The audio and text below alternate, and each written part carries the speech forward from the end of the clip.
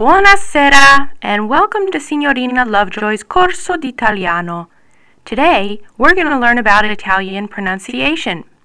Or should I say review, because as you'll see in a moment, you already know a lot about this topic. Unlike English, Italian is a phonetic language. That means that what you see is what you get. Imagine that you're an English language learner and you have to figure out when an A is pronounced A as in father, A as in dad, or A as in late. Pretty complicated, huh? But in Italian, vowels are pronounced A, E, I, O, U. That's it. A, E, I, O, U. And you already know this. For example, when you're in the shower singing, "When the moon hits your eye like a big pizza pie, that's..." What do you say? That's right, amore.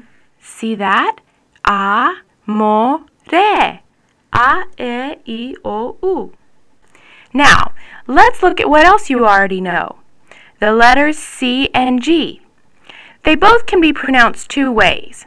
C is usually pronounced as a K, but sometimes as a CH. And G is usually pronounced as a G, but sometimes as a J. Let's take a look at C's first. Manicotti. See? That CO makes a K sound. What about this one? Cappuccino. That CA makes the K sound again. Ooh, but wait. What else do we have here? We also have a CH sound in the middle. That's because when C comes before E or I, it's pronounced CH. Look, how do you pronounce this word? Cello. Yep. What about this one? Right, Da Vinci, CI. And have you ever heard of this brand? Right, Dolce. By the way, dolce means sweet in Italian. See, you already know all this. Alright, here's one more thing about C's before we move on to G's. If you want to keep the soft K sound before an E or an I, you have to insert an H. So, CHE is pronounced K, and CHI is pronounced Ki. But wait, you already know this rule too. Let's take a look. How do you pronounce this word? That's right, Michelangelo. Or, if you want to strut your stuff, Michelangelo. What about when you're at Starbucks and you order a caramel?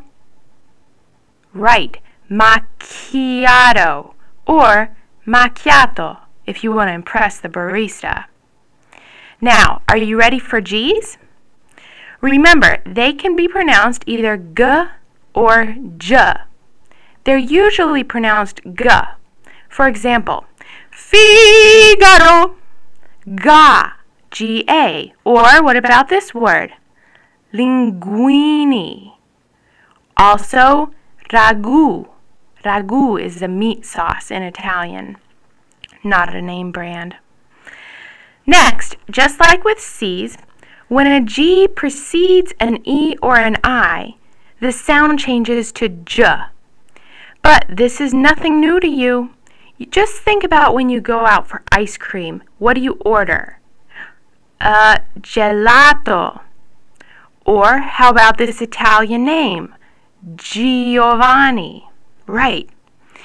Then, just like with C's, if you want to keep the soft G sound, you have to add an H. So, GHE becomes ge, and GHI becomes gi. Think about the words you already know. Ghetto, or spaghetti. Then, for GHI, you could just think about what you drove to class in tonight. Your Lamborghini, right? See, you already know how to pronounce C's and G's in Italian. But wait, one last rule. In Italian, when a G is followed by an N, it makes a N sound. That's why we say lasagna and not lasagna. Va bene, classe. That's all we have time for tonight. But tune in again tomorrow and we'll take a look at S's and Z's. Arrivederci e buonanotte.